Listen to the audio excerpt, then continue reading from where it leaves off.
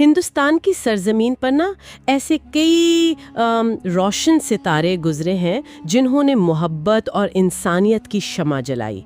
میرا مطلب ہے صوفیاء کرام. جی بالکل. ان کے پاس کوئی آپ دیکھیں لشکر نہیں تھے، لیکن ان کے اخلاق میں، ان کے پیغام میں ایک عجیب سی کشش تھی. صحیح کہا. آج ہمارے پاس کچھ مضامین اور نوٹس ہیں جو انہی ہستیوں میں سے ایک پر یعنی خواجہ معین الدین چشتی رحمۃ اللہ علیہ پر روشنی ڈالتے ہیں. یقیناً، اور آج ہماری گفتگو کا محور اصل میں خواجہ غریب نواز ہی ہوں گے. جی. ان ذرائع کو دیکھنے کا مقصد یہی ہے کہ ان کی زندگی، ان کی تعلیمات اور ہندوستان پر جو ان کے اثرات ہیں، ان کے کون سے پہلو آج بھی ہمارے لیے اہم ہیں. تو آئیے ذرا گہرائی میں ان ذرائع کو دیکھتے ہیں. تو شروع کرتے ہیں خواجہ صاحب کے تعارف سے. ایک ذریعے میں لکھا ہے کہ ان کی پیدائش غالباً 1141 کے آس پاس سیستان میں ہوئی. جی. پھر وہ ہندوستان تشریف لائے اور اجمیر کو اپنا مرکز بنایا. مجھے یہ بات خاص طور پر دلچسپ لگی کہ انہیں غریب نواز کیوں کہا جاتا ہے. ہاں، غریبوں کا پالنے والا، ان کا مددگار. بالکل، یہ لقب ہی جیسے ان کے پورے مشن کو بیان کر دیتا ہے. اور ہندوستان میں چشتیہ سلسلے کی بنیاد بھی تو انہوں نے ہی رکھی. اچھا. جی، یہ وہ روحانی راستہ ہے جس کی خاص بات، جیسا کہ ایک تحقیقی مقالے میں بھی واضح کیا گیا ہے، وہ خدمت خلق، رواداری اور اللہ کی محبت پر بہت زیادہ زور ہے. یہ صرف کوئی عبادت کا طریقہ نہیں تھا، بلکہ زندگی گزارنے کا ایک پورا ڈھنگ تھا جس نے لاکھوں دلوں کو اپنی طرف کھینچا. تو ان کی بنیادی تعلیمات کیا تھیں پھر؟ ذرائع میں بار بار خدمت خلق کا ذکر آتا ہے. جی، خدمت خلق ایک مضمون میں خاص طور پر اجمیر کے لنگر کی تفصیل ہے. کیسے وہ جگہ ہر مذہب، ہر ذات کے انسان کے لیے کھلی تھی، کوئی فرق نہیں تھا. بالکل، بغیر کسی تفریق کے. اور پھر وہ محبت کا پیغام، سب کے لیے محبت، نفرت کسی سے نہیں. اور اخلاق پر کتنا زور تھا. وہ کہتے ہیں نا، دریا جیسی سخاوت، سورج جیسی شفقت. یہ تشبیہات بھی کیا خوب ہے. اور اصل بات یہ ہے کہ ان تعلیمات کا اثر صرف باتوں تک نہیں رہا. اچھا. جی، مختلف ذرائع یہ بتاتے ہیں کہ ان کی شخصیت میں ایسی کشش تھی کہ کیا راجے مہاراجے، کیا عام لوگ، ہندو مسلمان، سبھی ان کی طرف کھینچے چلے آتے تھے. اجمیر شریف کی درگاہ جو ہے وہ صحیح معنوں میں ایک سنگم بن گئی تھی. ایک ایسی جگہ جہاں انسانیت مذہب سے اونچی نظر آئی، اور وہ کھلا دروازہ آج تک کھلا ہے. ان سے جڑی ہی کرامات کی روایات بھی تو بہت مشہور ہیں. جی بہت ہیں. ایک کہانی جو ہمارے نوٹس میں بار بار آ رہی تھی، وہ ایک غمزدہ ماں کی ہے. اپنا مردہ بچہ لے کر حاضر ہوئیں. ہاں، یہ واقعہ مشہور ہے. اور کہا جاتا ہے کہ خواجہ صاحب کی دعا سے وہ بچہ زندہ ہو گیا. یہ واقعات غریب نواز کے لقب کو اور بھی گہرا مطلب دیتے ہیں، ہے نا؟ درست فرمایا آپ نے.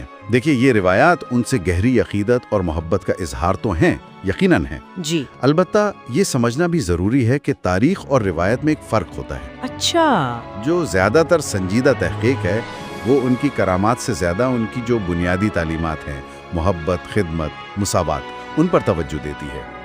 اصل عظمت تو وہی ہے. صحیح.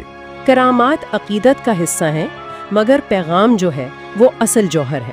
اچھا، تو یہ جو سلسلہ تھا، چشتیہ سلسلہ، یہ ان کے بعد کیسے آگے بڑھا؟ کیا دوسرے بزرگوں نے بھی اسی پیغام کو پھیلایا؟ بالکل.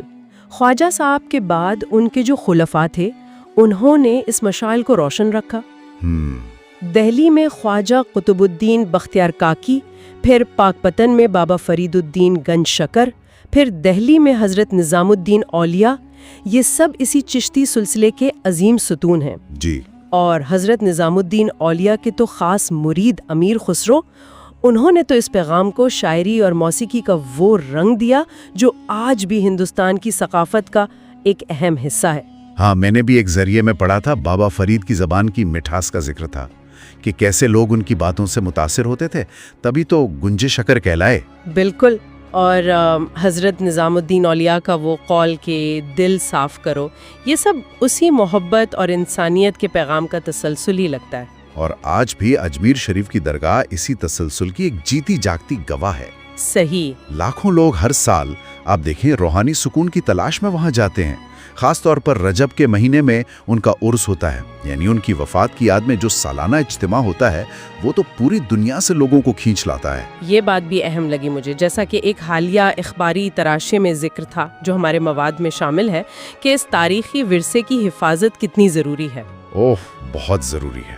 درگاہ کے ڈھانچے کی دیکھ بھال اور مرمت کا کام یہ اہم ہے تاکہ یہ روحانی مرکز آنے والی نسلوں کے لیے بھی محفوظ رہے۔ یقیناً یہ تو ایک مشترکہ ذمہ داری ہے۔ تو ان تمام ذرائع کا جائزہ لینے کے بعد میرے خیال میں جو سب سے اہم بات سامنے آئی ہے وہ یہی ہے کہ خواجہ غریب نواز اور دوسرے صوفیاء کا اصل پیغام محبت، خدمت اور انسانی تفریق سے بالاتر ہو کر جڑنے کا تھا۔ جی، یہ کوئی گزری ہوئی بات نہیں بلکہ آج بھی ایک زندہ حقیقت ہے۔ اور شاید یہی آج کے لیے سب سے بڑا سوال بھی بنتا ہے۔ ان ذرائع سے گزرنے کے بعد یہ سوچ ابھرتی ہے کہ آج کے اس تقسیم شدہ دور میں ان بزرگوں کی محبت، ان کی رواداری اور ان کی بے لوث خدمت کی جو تعلیمات ہیں وہ ہمارے لیے کیا معنی رکھتی ہیں۔ ہم اس ورثے سے کیا سیکھ کر اپنی زندگیوں کو بہتر بنا سکتے ہیں، یہ ایک اہم نقطہ ہے۔ بالکل، اسی نقطے پر غور کرنے کی دعوت کے ساتھ آج کی گفتگو یہیں ختم کرتے ہیں۔ جلد ملیں گے ایک نئے موضوع کے ساتھ۔